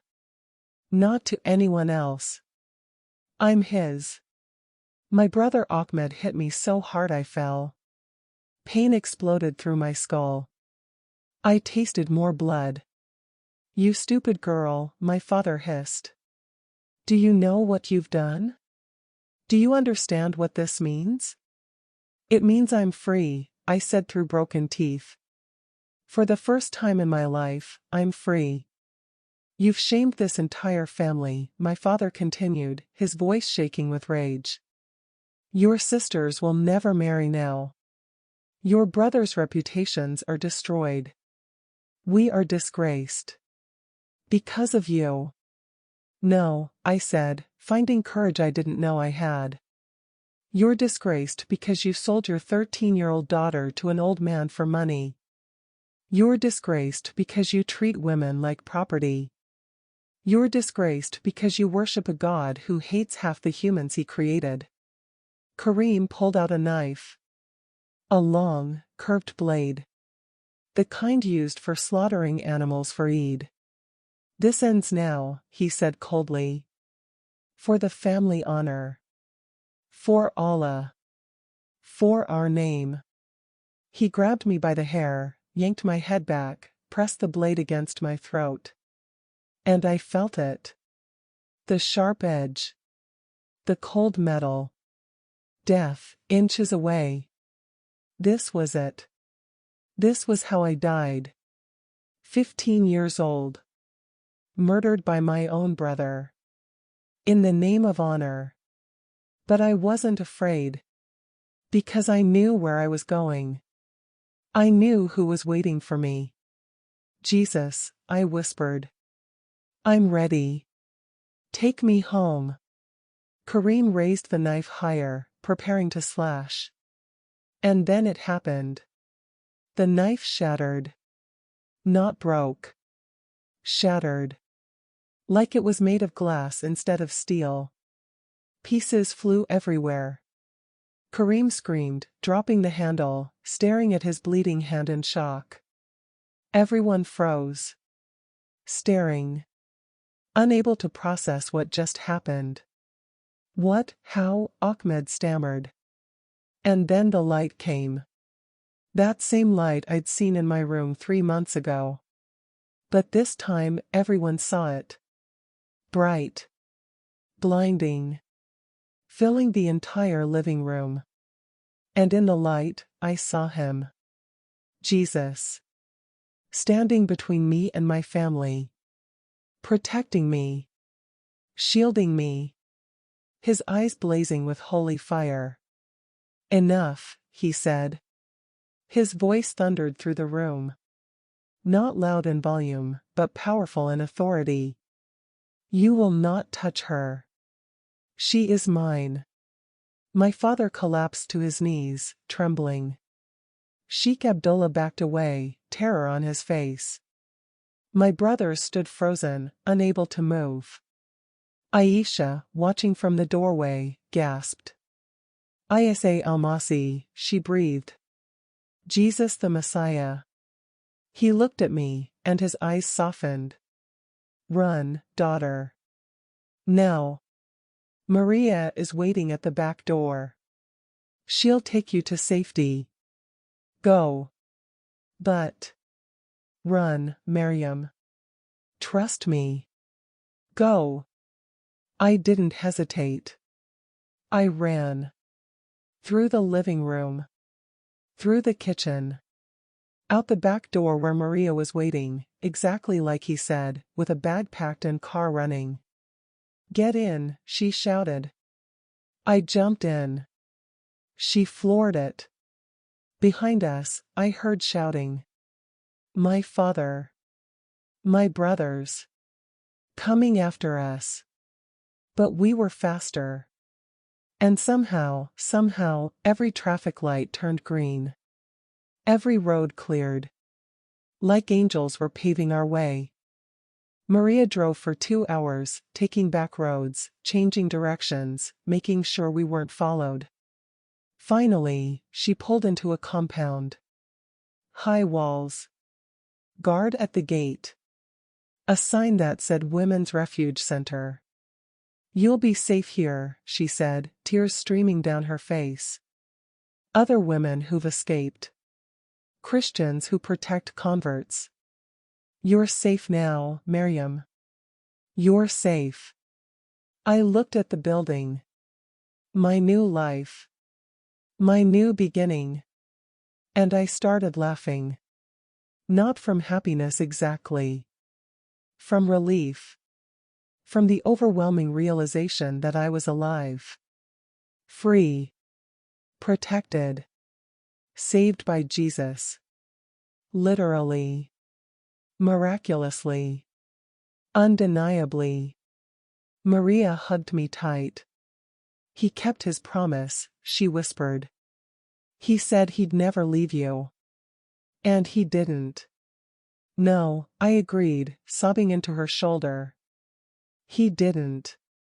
I'd lost everything. My family. My name. My past. My safety. But I'd gained everything. My soul. My identity. My worth. My life. I was free. And I was finally, truly, home. The Women's Refuge Center became my new world. My new life. My new prison, except this time, the walls weren't keeping me trapped. They were keeping danger out. The first night, I couldn't stop shaking. "Adrenaline crash," one of the workers told me. My body finally processing the terror, the miracle, the escape. I sat in a small room, clean, simple, safe, and I just trembled. Couldn't eat. Couldn't sleep. Just replayed everything over and over. The knife shattering in my brother's hand. The light. Jesus standing between me and death. His voice, "She is mine." It was real. It had happened. Everyone saw it. My father. My brothers. Sheikh Abdullah. The wives. They all saw him. Which meant they knew. They knew Jesus was real. Powerful. Divine. And they'd still choose to reject him. That realization hurt almost as much as everything else. They'd witnessed a miracle, an undeniable, impossible miracle, and it wouldn't change them. They'd explain it away. Call it sorcery. Demonic deception. Anything except the truth. Because accepting the truth meant admitting they were wrong. That they'd been wrong their whole lives. That they'd sold their daughter, beaten their women, imprisoned their girls in the name of a religion that wasn't true. And pride wouldn't let them do that. Even in the face of a miracle. Maria stayed with me that first night. Held me while I cried. Prayed over me when I couldn't form words. Fed me small bites of food when my hands shook too much to hold the spoon. "You're in shock," she said gently. "It's normal. You've been through trauma. Your body needs time to catch up with what your mind knows. You're safe now." "Am I?" I whispered. "My family knows where you work. They could find out about this place." "They could." "They won't find you here," she assured me. "This refuge is protected.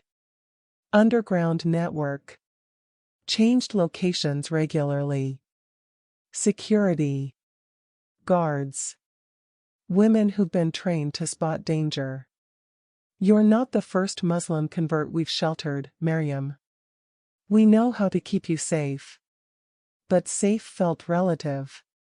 Because even here, behind these walls, I knew the truth. I could never go back. Never see my mother again. Never hug my little sisters. Never returned to the city where I'd grown up. I was free. But freedom came with a price tag I was only beginning to calculate. The next morning, I met the other women. 6 of us total, staying in the refuge. All different stories. All the same theme, women who dared to choose Jesus. Women who'd paid dearly for it. There was Fatima, 23, from Iran. She'd converted after reading the Bible in secret for 2 years. Her husband found out and beat her so badly she lost hearing in one ear. She escaped with just the clothes on her back. There was Noor, 19, from Saudi Arabia. She'd fallen in love with a Christian man. Her brothers found out and tried to burn her alive, literally poured gasoline on her. She had scars covering 30% of her body. But she'd survived. And she'd found Jesus in the hospital, nurses praying over her while she healed. There was Zainab, 32, mother of 4. She'd converted after her youngest daughter died and Islam offered her no comfort. Only rules. Only this was Allah's will. But Jesus offered her hope. Promised she'd see her daughter again. She'd left her other 3 children behind to follow him. It was destroying her. But she said she'd do it again because she couldn't go back to the emptiness. There was Amina, 17, from Pakistan like me. Forced marriage at 14. Raped. Beaten. Found a Bible in a trash heap. Read it cover to cover. Met Jesus. Escaped through a women's underground network. There was Layla, 26, from Egypt. Christian background but forced to convert to Islam when she married. Lived as a Muslim for 5 years, dying inside. Finally couldn't do it anymore. Reclaimed her faith. Her husband tried to kill her. Police wouldn't help, said she deserved it for apostasy. She ran. And now there was me. Maryam. 15 years old. Married at 13. Encountered Jesus at 14. Escaped at 15. We were survivors. All of us. Warriors. Freedom fighters. But we were also refugees. Exiles.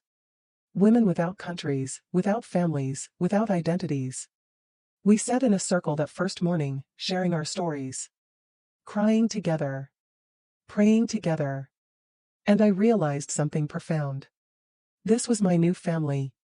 These women, these survivors, these fighters, these sisters, they were my mother, my aunts, my cousins now. Not by blood. By choice. By Jesus. By shared suffering and shared salvation. How long have you been here? I asked Fatima. 18 months, she said. Waiting for asylum approval to Canada. It takes time. Years sometimes. But I'm safe here. Learning English. Working with the refuge, helping new women who come. Finding purpose in the pain. Do you ever regret it? I asked quietly. Choosing Jesus? Losing everything? She was silent for a long moment. Then she looked at me with fierce eyes. Every day, I miss my family. Every day, I grieve what I lost. But regret choosing Jesus? She shook her head firmly. Never. Because I was dying before. Slowly. Silently. Surely. Jesus gave me life. Real life. And I'd rather live in exile with him than live in luxury without him. Every woman in that circle nodded. They all felt the same. We'd all chosen the same impossible choice, Jesus over everything. And somehow, impossibly, it was worth it. The days turned into weeks. I fell into a routine at the refuge. Morning prayers, together, in a circle, praying to Jesus freely without fear. Breakfast. Classes, English lessons, Bible study, trauma counseling, job skills training. Lunch. Chores, cooking, cleaning, gardening. Dinner. Evening worship, singing hymns I was learning, reading scripture, sharing testimonies. Sleep. It was simple. Structured. Safe. But it wasn't home. Because home was a place I could never return to. 3 weeks after my escape, Maria brought news. She sat across from me in the common room, her face serious. "I need to tell you something," she said carefully. "About your family." My heart stopped. "What? Are they? They're looking for you. Actively. Your father has put out word in the community. Reward for information. Your brothers are asking around. Checking hospitals, shelters, churches." She paused. "Maryam, they're calling it an honor killing case. They're saying publicly that you must be killed to restore family honor. They're not hiding it. They're advertising it."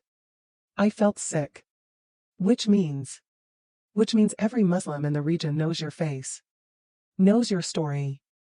Knows there's a bounty. You can't leave this compound. Not for months. Maybe years. Not until we can get you asylum somewhere far away. Asylum where? We're working on it. Europe maybe. Canada. Australia. Somewhere they can't reach you. But these things take time, Maryam. Applications. Interviews. Paperwork. Legal processes. She took my hand. "You need to be patient. And you need to stay hidden." So I became a ghost. A girl who died but was still breathing. Trapped again, not by a husband this time, but by the danger of my own family. The months crawled by. I turned 16 inside those walls. Had a small celebration with my refuge sisters. Cake. Candles. Prayers. It was sweet. But all I could think about was my little sister Fatima, who'd turned 8. Did she remember me? Did she miss me? Did she understand why I'd left? Or had they told her I was dead? Evil? A cautionary tale of what happens to disobedient daughters. The grief would hit me in waves. Sudden. Crushing. I'd be washing dishes and suddenly collapse, sobbing for my mother. For my sisters. For the childhood that felt like a dream now, had it even been real? Zainab understood. She'd left children behind. "You learn to carry it," she told me during one of my breakdowns. The grief. The loss. It doesn't go away. But you learn to carry it alongside the joy. The gratitude. The freedom. Both things exist at once, terrible loss and beautiful gain. That's the cost of following Jesus. He never said it would be easy. Just that it would be worth it. Is it? I asked through tears. Worth it? She looked at me with eyes that had seen hell and chosen heaven anyway. Ask me on my darkest days, and I'll say I don't know. Ask me when I'm worshiping, when I feel His presence, when I remember who I was and who I am now, and I'll say yes. Absolutely yes. 1,000 times yes. I clung to that. On the dark days, and there were many dark days, I'd remember.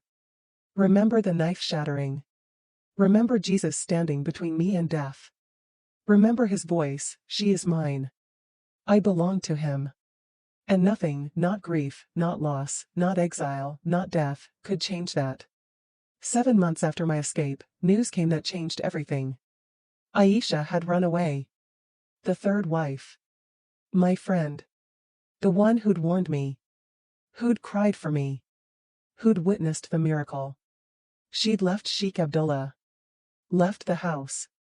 And she was asking for me. They brought her to the refuge, terrified, bruised, barely able to walk. She'd been beaten for letting me escape, for not alerting them sooner. Sheikh Abdullah had made her life unbearable. So she'd finally done what she'd been too afraid to do before. She'd chosen freedom. When she saw me, she collapsed in my arms, sobbing. "I saw Him," she kept saying. "I saw Jesus. He was real, Maryam. He was real. And I couldn't keep living in that house pretending I didn't see Him. Pretending He wasn't who He said He was." "You believe?" I asked through tears. "You believe He's the Son of God?" "I don't just believe," she said, looking at me with new eyes. Eyes that had light in them now. I know. I was there. I saw him protect you. I saw the knife break. I saw the glory. And I can't unknow that. I can't unsee it. She converted that night. Prayed with us. Renounced Islam. Declared Jesus as Lord and Savior. Wept with joy and terror and relief. And I realized, my suffering hadn't been for nothing. My escape hadn't just saved me. It had saved her too. One light lit another light. My courage gave her courage. My faith sparked her faith. This was the ripple effect of choosing Jesus. It wasn't just about my salvation. It was about being a witness. A testimony. A living proof that Jesus is real and powerful and worth it. Aisha became my roommate. My sister. My closest friend. We'd stay up late, whispering about Jesus, about freedom, about the future. Dreaming of lives where we could worship openly. Love freely. Exist without fear. Do you think we'll ever have normal lives? She asked one night. I don't know, I admitted. But I know we'll have real lives. Authentic lives. Lives where we don't have to hide who we are or who we worship. Maybe that's better than normal. She smiled. Maybe it is. 1 year after my escape, asylum approval came through. For both of us. Canada was accepting us as refugees. Religious persecution case. We'd leave in 3 months. 3 months to say goodbye to Pakistan forever. To the country where I was born. The language I spoke. The food I loved. The streets I knew. 3 months to prepare for a new world. New language. New culture. New life. It was terrifying. But it was also hope. The night before we left, I stood at the window of the refuge, looking out at the city lights in the distance. Somewhere out there, my mother was sleeping. My sisters. My family. I'd never see them again. Never hug them. Never tell them I loved them. Never explain why I chose this. The cost was almost unbearable. But then I felt it. That familiar presence. That warmth. That voice without words. I am with you, daughter. Always. To the very end of the age. You are not alone. You are loved. And one day, you will see them again. In my kingdom. Where there are no more tears. No more pain. No more separation. Hold on to that hope. I've got you. I wiped my tears and whispered into the darkness, I know, Jesus. I know. And it's enough. You are enough. The next morning, Aisha and I boarded a plane to our new life. We were refugees. Exiles. Women without a country. But we were free. And we were daughters of the King. And nothing could take that away. Canada was cold. That was the first thing I noticed when we landed in Toronto, the biting wind, the gray sky, the kind of cold that goes straight to your bones. But it was also beautiful. Clean streets. People walking freely. Women in jeans, in shorts, in hijabs by choice, in business suits. Women driving cars. Women laughing loudly in public. Women existing without fear. I cried the first time I walked down a street without someone policing me. Without my father's eyes. Without Sheikh Abdullah's control.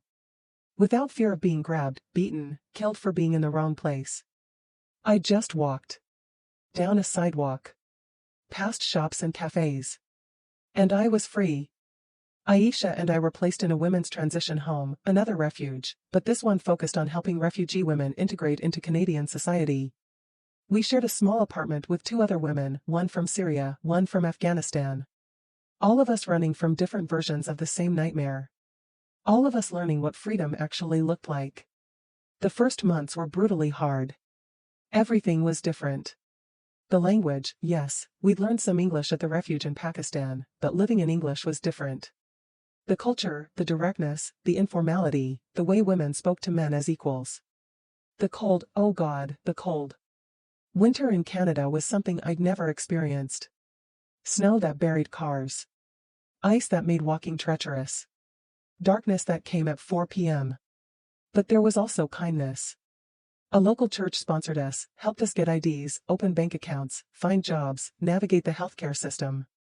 They didn't just give us charity. They gave us dignity. Asked our opinions. Valued our voices. Treated us like humans. Pastor Sarah, a woman pastor, which shocked me at first, took us under her wing. She'd been a missionary in the Middle East for 15 years. She understood our trauma. Our grief. Our complicated feelings about freedom. It's okay to mourn, she told me during one of our early meetings. It's okay to miss home even though home hurt you. It's okay to feel guilty for being safe while your family suffers. All of those feelings are valid. Jesus can hold them all. I started attending church regularly. A small congregation, maybe 80 people, but they were alive. They sang with joy. Prayed with passion. Studied the Bible with hunger. And women were everywhere. Leading worship. Preaching. Serving communion. Praying over others. In Islam, I'd been told women were deficient in faith. That our voices shouldn't be heard in mosques. That we prayed in backrooms, separate, hidden, less. But here, I was equal. Valued. Seen. The first time Pastor Sarah asked me to share my testimony in church, I almost said no. Almost ran away. Because speaking publicly, speaking truth publicly, was still terrifying. But she looked at me with gentle eyes and said, "Maryam, your story isn't just yours. It belongs to every woman who's been silenced. Every girl who's been sold. Every daughter who's been told she's worthless. They need to hear that Jesus sees them. That he saves them. That he calls them daughters. Will you tell them?" So I did. On a Sunday morning, 6 months after arriving in Canada, I stood in front of those 80 people and I told them everything. The forced marriage at 13. The abuse. The despair. The silent God who never answered. Finding the Bible. Meeting Jesus. The knife shattering. The miraculous escape. I told them about the cost, losing my family, my identity, my country. And I told them about the gain, finding my worth, my savior, my true identity. By the time I finished, I was sobbing. So were half the women in the room. And when I said, Jesus called me his daughter, and that changed everything, the whole church erupted in worship. Women came up to me afterward. Crying. Hugging me. Thanking me. One woman whispered, "I was abused by my father for 10 years. I thought I was worthless. But hearing your story, hearing that Jesus calls us daughters, I'm healed. I'm free." Another said, "My daughter is Muslim. She married a man who beats her. I've been praying for years. Now I know what to pray for, that she'd meet this Jesus. The one who protects daughters." That's when I realized, my story wasn't just about me. It was a weapon. A tool. A testimony that could set other captives free. I started speaking more. At churches. At women's events. At refugee centers. Anywhere they'd let me. Telling my story. Sharing Jesus. Calling women, especially Muslim women, especially oppressed women, especially broken women, to the Savior who sees them. Aisha did the same. Together, we became voices for the voiceless. Faces for the forgotten. Proof that Jesus is real and powerful and worth everything. We both got jobs. I worked at a bakery, Aisha at a daycare. Simple jobs. Honest work. And for the first time in our lives, we earned money. Money that belonged to us. That we could spend how we wanted. Save. Give away. Manage. It sounds small. But it was revolutionary. We weren't property. We were people. With agency. With choices. With worth. I enrolled in ESL classes, English as a second language. Then GED classes to get my high school diploma. Then community college. Business administration. Because I had dreams now. Dreams of running a refuge someday. A place for women like me. Women like Aisha. Women who needed to know they were worth saving. The years passed. Slowly. Painfully. beautifully. I turned 18. Then 20. Then 23. Aisha got married to a Canadian Christian man who treated her like a queen. Who asked her opinion. Who split chores. Who served her the way Jesus served. She cried through the whole wedding because she'd never imagined marriage could be good. Safe. Loving. I was her maid of honor. And I cried too. Because this was redemption. This was Jesus restoring what had been stolen. Giving beauty for ashes. Joy for mourning. A garland instead of ashes. I haven't married. Not yet. Maybe someday. Maybe not. But I'm not afraid of being alone anymore. Because I'm not alone. Jesus is with me. My church family surrounds me. My refugee sisters understand me. And I'm whole. Not because a man completes me. But because Jesus completes me. There are still hard days. Days when I grieve my mother. Days when I wonder if my sisters escaped or if they're trapped in the same cycle. Days when I see a Pakistani woman in hijab and I want to grab her and scream, Jesus loves you. You're worth more than this. There are nights when I wake up from nightmares, Sheikh Abdullah's hands, my brother's knife, my father's cold eyes. Nights when the trauma feels fresh and raw and real. But I've learned something profound. Healing isn't linear. It's messy. It's complicated. It's 2 steps forward, 1 step back. And Jesus walks through all of it with me. In the valley. In the darkness. In the PTSD flashbacks and the grief attacks and the moments when I can barely breathe. He's there. Always. Holding me. Reminding me, you are mine. You are safe. You are loved. 3 months ago, 10 years after my escape, I got a message through an underground network. My little sister, Fatima. She'd found a way to contact me. She's 20 now. Engaged to be married. Forced, like I was. And she's terrified. But she said something that made my heart explode with hope. Maryam, I remember you. I remember how you disappeared. And I heard whispers that you chose a different God. That you're alive somewhere. That you're free. I need to know, is it true? Is there really a God who sees women? Who loves us? Who can save us? I cried for 3 hours after reading that message. Then I wrote back, yes, sister. His name is Jesus. And he's been waiting for you. We're working on getting her out. It's dangerous. Complicated. Could take years. But we're trying. Because one light lights another light. My freedom can spark her freedom. And maybe her freedom will spark another's. And another. And another. That's the power of testimony. Of story. Of one woman standing up and saying, I was enslaved. But Jesus set me free.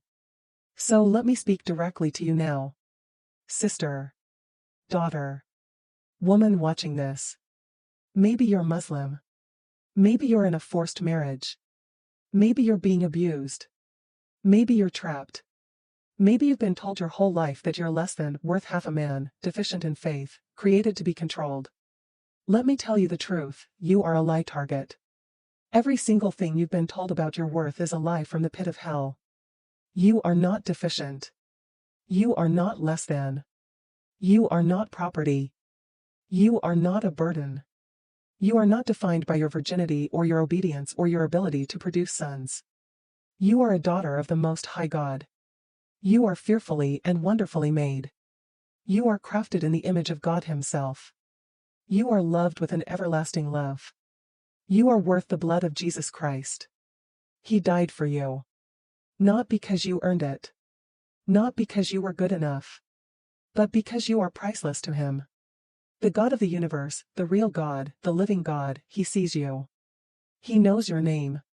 He counts your tears. He knows every wound, every scar, every moment of suffering. And He's saying right now, come to me. You who are weary and burdened. I will give you rest. I will give you worth. I will give you life. Maybe you're afraid. I understand. I was terrified too. Choosing Jesus cost me everything. My family. my country, my identity, nearly my life. But sister, listen to me, it was worth it. 1,000 times worth it. 1,000,000 times worth it. Because I'm free now. Free in my soul. Free in my spirit. Free in the knowledge that I am loved, not for what I do, but for who I am. Daughter. Beloved. Chosen. His. Maybe you're thinking, but I can't escape. I'm trapped. I have no way out. Sister, neither did I. I was locked in a house with barred windows. Guarded. Monitored. Controlled. But Jesus made a way. He will make a way. Maybe not immediately. Maybe not the way you expect. But if you call on his name, if you say, Jesus, save me, he will answer. He might not send angels to break your chains immediately. But he will send his spirit to give you courage. Wisdom. Strength. And he'll send people, Christians who risk their lives to help women like you. Underground networks. Refugees. Pastors. Social workers. Sisters who understand. You are not alone. There is an army of women who've walked this road. Who've survived. Who've thrived. And we're waiting to help you. But you have to take the first step. You have to say yes to Jesus. Yes to life. Yes to freedom. Maybe you're not Muslim. Maybe you're just a woman who's been abused. Told you're worthless. Controlled. Silenced. This message is for you too. Jesus sees you. The man who hurt you? Jesus is furious about that. The people who told you you're nothing? They lied. You are precious. Valuable. Worthy of love and respect and dignity. And Jesus, the real Jesus, not the religious Jesus of rules and judgment, he's holding out his hands to you. Hands with scars. Hands that were nailed to a cross for you. He's saying, come. Let me heal you. Let me love you. Let me show you who you really are. Maybe you're a mother. And you're thinking about your daughters. Please, please, hear me. Don't pass on the chains. Don't teach your daughters to accept abuse. To stay silent. To make themselves small. Teach them they are daughters of the King. Teach them their worth. Teach them that Jesus died to set them free, not just spiritually, but practically. Break the cycle. Be the generation that says, and no more. Not my daughter. Not on my watch. Here's how you start, pray this prayer with me. Out loud if you can. Whispered if you must. In your heart if speaking is too dangerous, Jesus, I don't know if you're real. But I'm desperate. I'm broken. I'm trapped. If you're who Maryam says you are, if you really see me, if you really love me, if you really died for me, show me. Save me. Set me free. I give you my life. I give you my pain. I give you my fear. Take it all. And give me yours, your life, your peace, your worth. Make me your daughter. I'm yours. Forever. Amen.